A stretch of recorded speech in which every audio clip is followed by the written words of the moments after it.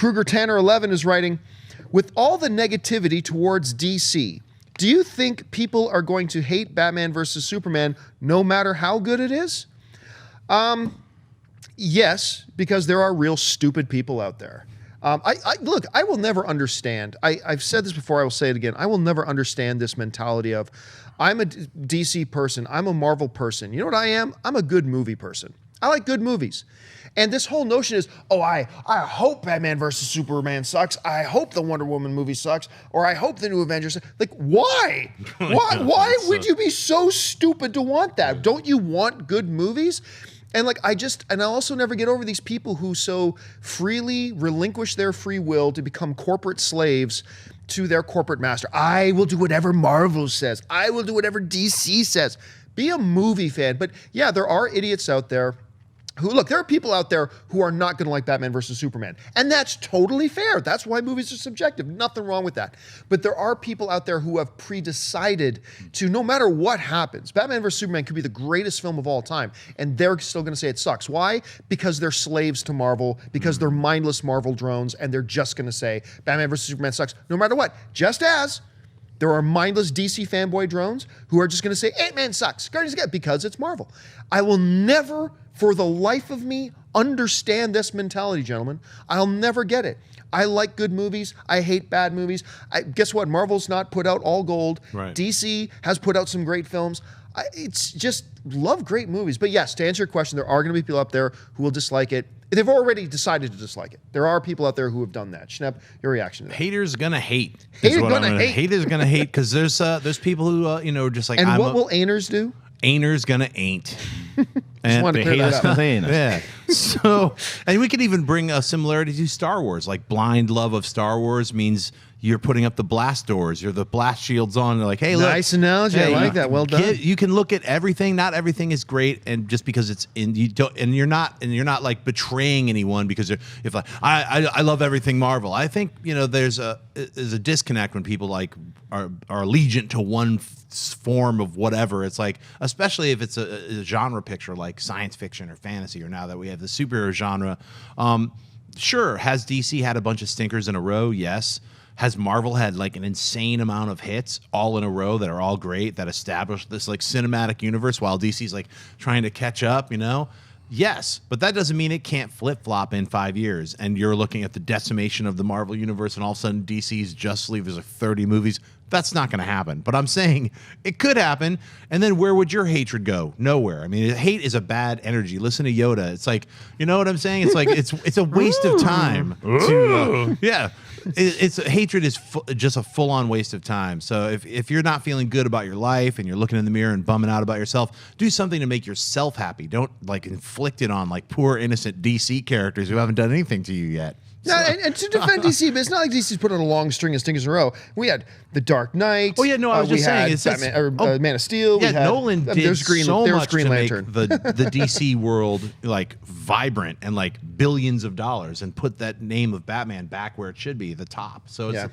I mean, those characters are always going to be like in fighting, and those companies were always like having, DC visit back and forth with Marvel for years, So I think it's weird that fans are taking on that kind of strange animosity. There's no reason for it. Yeah, people got to realize this ain't the Red Sox and the Yankees. It's like to DC and Marvel, it might be, because they're competing businesses. Right. But to us, like John said, we benefit from it. It's a good movie, and we're as movie fans, it's like you get to see Batman versus Superman. If you are a movie fan, you get to see Batman and Superman in the same movie. And just because you like Ant-Man and Iron Man better than those characters, as a movie fan, as a superhero fan, you should be embracing that and not just hating it because like, I'm Marvel. Yeah. It's like, that's silly. And I think that a lot of people will do that for some reason. They think that this loyalty is there. But I also think there are a lot of people out there who are just going to go in there, benefit of the doubt. I think that the percentage of is the majority of people that are going to see the movie are hoping to love it. Yes. Yeah. Even if they wind up, maybe there are a lot of people that are just hard to please and they'll wind up hating it anyway, but they're going in hoping, it might suck, but I want to like it. That's fine. And I think that like I would go high enough to say there's like 80-85% of movie people that are going to see it are going to see the movie because they want to see Batman and Superman. Well, here's the thing, too. You bring up a great example. I just want to elaborate. This isn't the Yankees versus the Red Sox. Because in order for the Red Sox to win, that means the Yankees have to lose. In order for the Yankees to win, that means the Red Sox have to lose. Guess what? When the Avengers makes $1 billion, DC doesn't lose. Their movie is still going to make tons and tons of money. And it helps their genre. And it helps the genre. I've been saying that all the time. That guess what? When people go out to the movie, if you're Batman versus Superman, right? Or what's the movie that comes? Yeah, if you're Batman versus Superman, okay, Fox's Deadpool coming out a few months before. Guess what? Fox or Marvel wants that Deadpool movie to be freaking awesome. Why?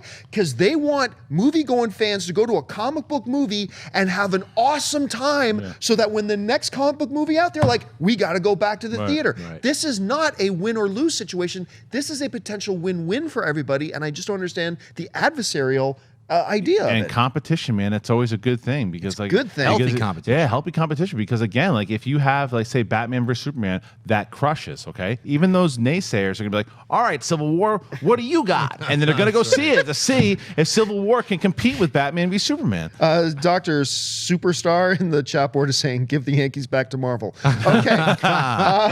Next question comes from XP Carroll, who writes, we saw Makuga and Dennis review the Warcraft trailer on Friday, but I want to know what the OG crew thinks of it. Thanks. You know, and I got to apologize. On Mailbag, I had said on Mailbag this past weekend, hey guys, I'll do my own little video review of the Warcraft thing. And then I just didn't think anybody cared, so I didn't do it. And then I've been getting all these tweets from people saying, hey, you promised us this. Okay, so let's do that now. I really liked it. I really liked it. Because when you know what? When I've watched the first few minutes of Lord of the Rings, the Fellowship of the Ring, right? I instantly fell in love with it because instantly in the first 2 minutes of that movie, I remember I've been reading The Hobbit and Lord of the Rings since I was a kid. And I felt transported to that world. When I watched that movie, I felt like I was taken to Middle Earth and I felt I was there. They manifested everything my imagination had conceived, and it brought me there. And that's the awe and wonder. That's the X factor of a lot of movies. Watching the Warcraft trailer for me, I'm not the best trailer of the year or anything, nothing like that. But when I started watching that Warcraft trailer, I got to tell you, man, it took me to Azeroth. I felt like it was the manifestation of a lot of what my imagination had believed. Now, me and Dennis had talked about this a little bit. Did some of the visual effects look a little animated to me?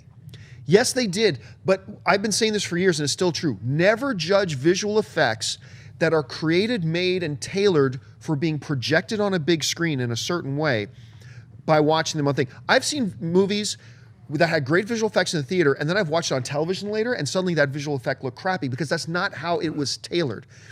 So I would say don't read too much into the visual effect. I thought the hot orc girl was a little weird. I did think that was a little weird, but other than that, I enjoyed the trailer. I'm not jumping up and down about it, but like I said, it took me to Azeroth personally. So I enjoyed the trailer. I really did. Christian, what do you think about it? I didn't see the trailer yet. I still haven't watched it. I know. Really? I still haven't watched it yet. Like sometimes if I have, I think it's gonna be more of this is a teaser trailer as well too. It was like a full 2+. Is it a full trailer? Yeah. Okay. I mean, unless sometimes I like to hold off on trailers, unless obviously we're reviewing them for the show, and I wasn't on the show when they reviewed it, so I was like, okay, I'm gonna hold off on it, and then maybe when there's a fuller trailer, Maybe you'll get lucky and your first experience will be in front of another movie on a screen. So, yeah. So. Well, I really enjoyed it. Having Warcraft helped ruin my very first company in 1995 because I had all my computers linked and we were chopping wood and getting gold, and I was Instead researching of making movies. Instead of making, and it's like, it seems like we should probably get a job in order to sustain this.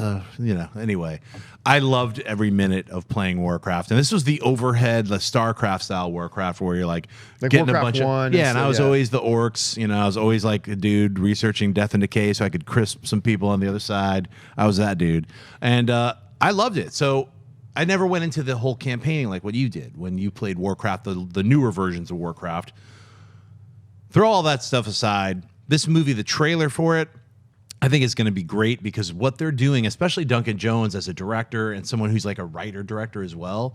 I don't know if he wrote the Warcraft film. I don't know if he's had a part in it, but it feels like they're concentrating on making the orcs just as important and emotionally balanced as the humans. It really does, yeah. Because you really have to have that. It's not like Lord of the Rings, the orcs are evil.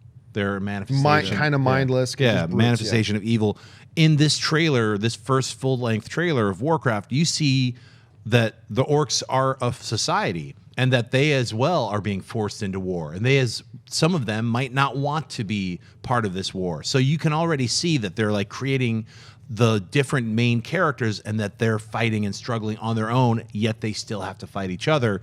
I thought the special effects for the orcs looked fantastic. I love the way they have those human eyes, because that, with the uncanny valley that we are still suffering through, because we are so almost there with like everything looks real when it's a desk or it's a computer, it's a car, but if it's a human, you're like, that looks weird, you know? So, you know, there's a guy who jumps 30 feet and then hard lands on a flying griffin or something. I was like, that's a little, you know, I think he'd break and fall apart if he did that in real life. I loved it, actually. But it was cool. So, I mean, there's the sacrifice where you have like, just a cool shot. So I'll see you in hell, then jumping and landing on a weird creature. That's the thing that fantasy is made of. It's not made of reality. So that would never happen. Guess what? A weird flying griffin isn't real either. Neither is that dragon or the orc. So you kind of just have to go with it.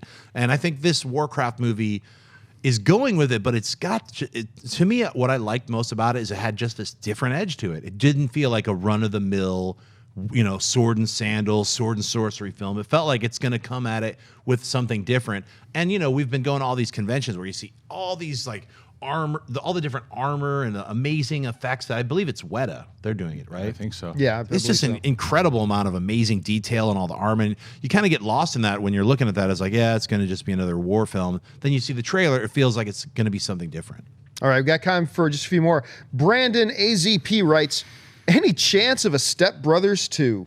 You know, it's funny you asked that question, because just the other night, there were a couple people on our crew, Wendy, Kaori, and Dennis was in the office, but Wendy and Corey had never seen Step Brothers. You know, I still have never seen it. Really? Are you? No, I'm not kidding around. Oh. I've still never seen Step Brothers. Look at his stunned face. Yeah, I was like, offended. I told you that before. I totally forgot. I love No, I know how much you Step love it. Brothers. I love that movie. That movie makes me just howl. It's so ridiculous, but the balance of it throughout is so well. Even like the secondary characters, like Adam Scott is really funny in it. Rob Riggle. Yeah, it was the first time I ever really saw Rob Riggle in anything, was in that. Anyway, so I showed it. So we were here one night. Me and Dennis was here. Carrie and Wendy had never seen it. I said, okay, hold the phone. We got to watch Step Brothers. And we sat here and watched Step Brothers. I think if a Step Brothers 2 was going to happen, it would have happened by now. Yeah. I think Farrell's really busy. McKay is really busy. I don't see them going back to that, but man, I would be even more excited for Step Brothers 2 than I am for Zoolander 2. I actually like Step Brothers even more than Zoolander. I would be more up for that as well too, but I don't think it's going to happen because it also it wasn't a huge hit. It did okay, but it wasn't. No, in theaters it was not a big hit. You know, it wasn't a big hit, and that's tough on a comedy. Nor was it critically received well. No, it wasn't, and I didn't love it as much as you did. There were certainly some moments in there that were hysterical. I thought the first half was a lot funnier than the second, but although the ending is amazing. But I think that, and also, put your hand up and name me 5 comedy sequels that work, and you'll be hard pressed to do it. It's hard, really hard. Not to say they don't get made, but it's tough to make a successful comedy sequel, whatever reason that is. All right, let's take the next one, and the next one comes to us from Alden ETT, who writes, will there be a Collider meetup in London outside of the Star Wars convention for those of us who can't get in? Yeah, that's a good. So basically, the point behind this one is that there is a Star Wars celebration coming up. The next one is going to be in London. I believe it's in July. And we are talking about going to it. We haven't established that we're going, but we believe we're going to take a bunch of us from the crew and go to London and go to Star Wars Celebration. I'll tell you this.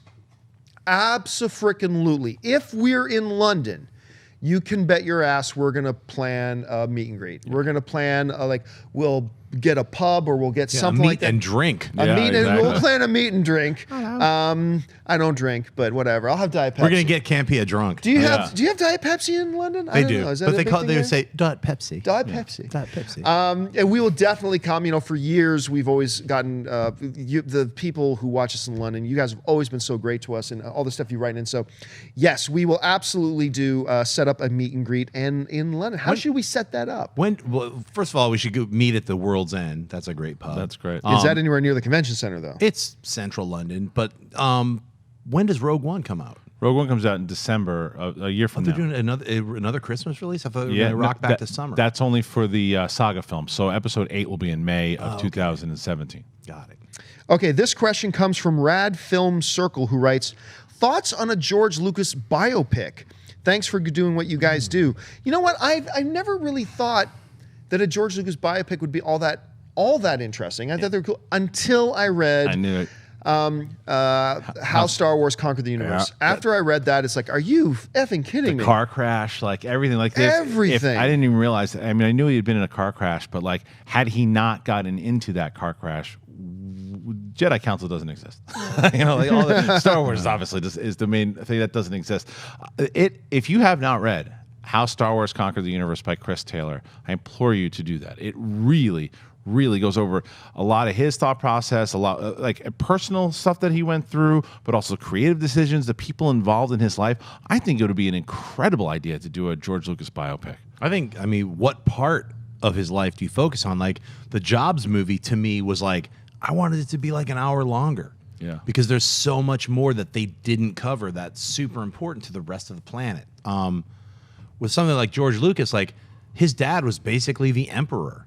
You know what I mean? And he was like writing Star Wars like it's like a, you know, he's daddy issues. And he's, you know, I mean, it's like his entire, like just his college history with like hanging out with like Francis Ford Coppola and like John Milius and all these other crazy. De Palma, like everybody. I mean, come on, man. I mean, he almost directed Apocalypse Now. He was supposed to for a long time. for a Yeah. very I mean, long that's. time, I mean, yeah. just a 1 year like sliver of like this crazy year in college with those Yeah, guys. man. That's a movie. I mean, George Lucas's autobiography. There's several of them there, and I would love to see any version of those movies. You know what the thing is, though. You know, not to sound morbid here, but I don't think it's going to happen until after he passes, because he's a very private person in general. And when people have gone to write books about him, this is also mentioned in How Star Wars Conquered the Universe, is like the guy that was writing his autobiography, Lucas didn't like the way he was portrayed in that book and wanted him to rewrite stuff. He's like, well, that's not how it works, George. You know, and so George is not going to sign off on things. There's a certain way he doesn't want to be portrayed. And, you know, some things are true, but he might not want this stuff. Like, I know that his divorce obviously very painful for him, and that would have to be a big part of it. So I don't think you're going to see it until years after he passes. Yeah, I agree. But it would be interesting. Hey guys, if you like this clip, click here to watch the entire episode. Also, make sure you subscribe to our YouTube channel because it'll help you stay up to date with all the stuff we've got going on here at Collider.